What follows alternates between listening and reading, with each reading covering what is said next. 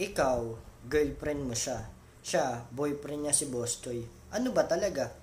Alam mo, scripted lang silang dalawa. O sige yan, kasi jowa ko yun. Alam niyo na, scripted lang sila. Nangigigil din ako sa inyo eh.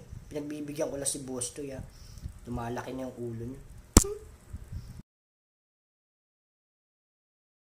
Ang dami na babasa ko sa comment na ganito.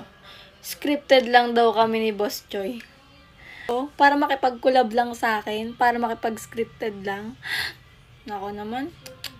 Ang dami naman pwedeng babaeng pwede niyang i-collab dun kung scripted to, di ba? Isip nga kayo kung scripted tong ginagawa namin o hindi.